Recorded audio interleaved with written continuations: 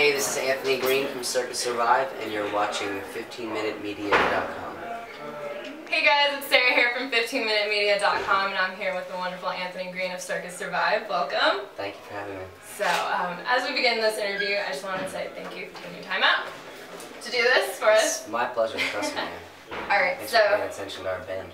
Oh, well, of course. So we're about over the halfway mark of the tour right now. What so far has been the most memorable moment? I mean, it's kind of hard to pick one because there's like little snapshots of perfect moments every night, you know? I can't really say that there's like one particular moment. There's like a series of them, you know? And there's one that almost every night there's a moment where you kind of have this, like, oh my god, this is so fucking great. You know, we can't remember any nights where that hasn't happened on stage where you're looking out and you're just like, so thankful for it all and so happy to be doing it. And, sometimes moved by the audience, moved by the song or something. So, there's many little moments, perfect little moments. That's always great to wake up and have those. Yeah. It makes it really easy to get up and be happy and excited about what you do. That's perfect. So I know that you guys have been choosing a completely different set list every night of this tour. Has that hindered or possibly encouraged your performance? I think that, it was definitely outside of our comfort zone, you know. When you get into the mode of playing a set, the set just becomes this solid thing. But at the same time, when you change your horizon constantly and are always changing things around, and something new comes about every night, and something more exciting, it gives that room to happen. And it keeps the creative spirit of things really revitalized and fresh. So, I think it's better for us, now that we have 4 albums out, that we can just be like, call out a song and play it, and it's better that way also, so when you have I don't want to encourage people to do this at all, but like we had a couple nights where like audience were like chanting for a song, and it was like, thank God we knew how to play that fucking song, because then we were able to make something really special happen and play it. That's great. It's not something I like to do all the time, but the couple times it happened, it was really neat. And, for us at this part in our career, it's really cool to be able to change things up in that way. And I think people come to a lot of the shows, they'll be like in all the California shows or something, and you want them to have a different experience every time, especially the people that take the time to travel around with you. Yeah, I'm sure that's probably been one of those special moments that you've been talking about when those fans chant out those songs. So I know that from your past history of touring, some of the bands you've toured with are amazing. A lot of them, unfortunately, are not around anymore, but they're still great, legendary bands. If you could choose one act to tour with that isn't in the ever so encompassing genre of rock, who would it be? It's hard to pick. It's funny that you said that. I know that like Portugal demands rock, but I saw a poster the other day of a tour that we did with them years and years ago, and just like missing being on tours with bands like that. But it's really hard to pick, I'm sorry to use that as like a cop-out. No, that's perfect. Fine. It's so hard to pick like bands that aren't like necessarily hard rock bands that you'd want to tour with. Portugal is definitely a band that we've been wanting to tour with again for a long time, and God knows what'll ever happen just because our schedules being so different all the time. But played a show at NERD once, and I always thought it'd be cool to go out with like a cool hip hop group like that. That'd be sick. So, also, your album art is probably some of the most recognizable album art that we've had. We see it all the time in people's arms, on their sleeves, on their calves, on their shoulders. Not only that, but there's also lyrics that are very profound to people in their lives, and they choose to put them permanently on their body. How does that make you feel? Honestly, when I think about it, it makes me feel a lot of different things, and I feel like almost embracing those things can be detrimental to your thought process when you're being creative and when you're deciding on what album artwork or what you want the lyrics to be like. It would be very difficult for me to sit down and write a song if I had to think about like, well, might get this tattooed on them, you know.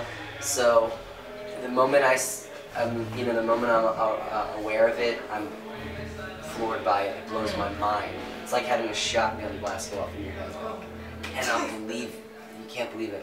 But then you have to sort of move on from it and realize that that's just them being inspired by music and themselves, and you can't really sit there and analyze like how you played a part in it, or else it's just bad for your ego, and that makes it bad to, you know, sit down and it just makes it harder to be creative freely and openly without the bias of wondering.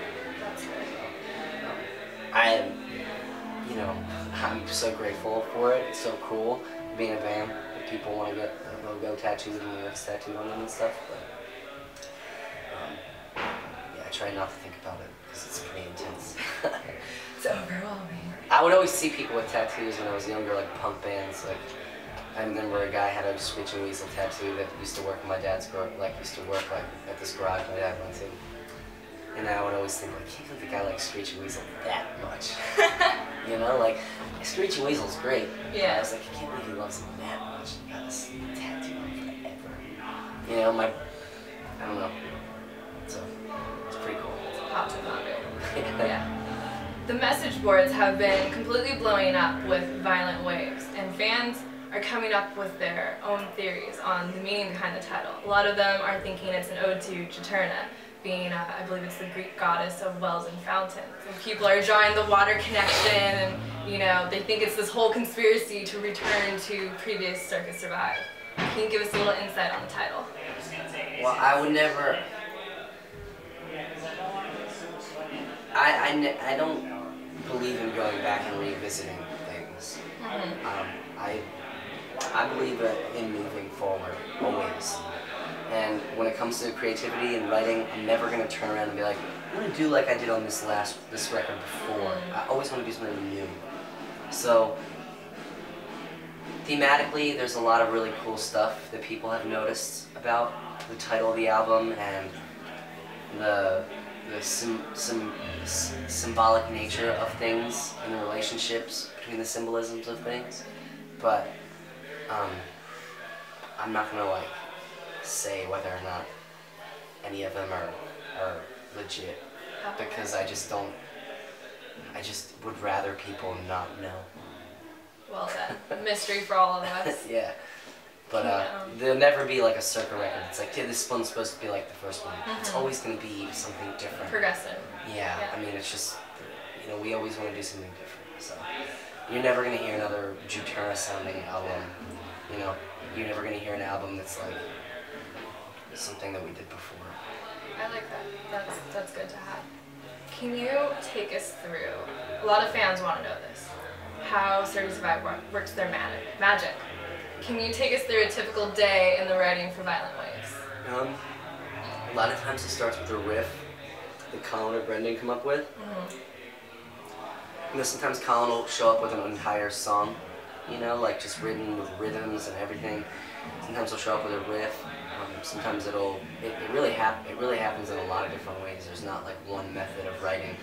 Sometimes it starts with an idea, you know. Most of the time I just write a bunch of lyrics all the time. I'm always writing like melodies and lyrics and recording little melodies, and you know, they'll come to me with a song idea and I'll sing over it, and that's how the Circa song usually gets written. A lot of times I'll come to them with like a little idea and they'll work on just the bare bones of it and it'll turn into something, or it won't. But yeah, there's not one method. It's kind of a bunch of different things. It's all a lot of experimentation. Yeah, it really is. That's really great. Now, fans, your voice is a particular voice. I'm sure you're aware of this. Fans can pick out your voice from a range of other vocalists just dead on. And fans are wondering, what is your vocal range? I don't know. I went to a vocal coach once she's a very well-known vocal coach, and it was right when we signed to Atlantic, and they were like, you should go see somebody, you should just do it. And we'll give you the money to spend. So I was like, once saw this woman, I won't say, she was incredible. I walked in her office and she was like, sing this note. I hit the note on the piano and I sang it. Then she walked over, she put her arms around my stomach. She was like, all right, sing it again. She hit the note on the piano, I hit it, she felt me breathe. She was like, you're fine. And we spent the rest of the meeting like talking about like other like, music and just talking about singing and music and fun and all these things. So I totally was expecting her to like just like trash my style and put me through the ringer, and yeah. She was like, you're fine, you'll be okay. It's amazing how vocal coaches can hear you sing a note and then know what's going on inside your throat. Yeah. That's pretty interesting. She just heard me breathing. She was like, yeah, you breathe into the note right or something, and I was like all right. She's like, I'll make you a thing of warm-ups if you want them. I'm like, I have warm-ups already. She's like, okay, just do whatever works for you. One thing that I'll never forget she told me though that I always, that it sticks with me to this day was that it's all mental. Yeah. Singing, being creative, just being in general is really all mental. If you have confidence in yourself and you believe in yourself and you're being truthful to yourself and being who you are, you can get through anything. You could sing anything. You could be anything. It sounds lame, but it's true. It's if you're positive and you have a good outlook on things, like you'll be fine. She's rock and roll singing, it's a lot more mental than you think. It's not like a methodology. You just have to know you're going to be fine. Alright, lastly, before we wrap up, you have a music video out for Suitcase off the new album. The plot has a huge twist in the end of it. Can you give us any insight into the plot? We wanted to make something bizarre, and we wanted to make something that really made you think, like, what the fuck is going on, what am I saying? Yeah, it just the idea came to me once, and the whole band liked it, so we went with it. That's great. Well, thank you for taking the time out to meet with us. Thank you. And this is Anthony Graham from Circa for 15minutemedia.com.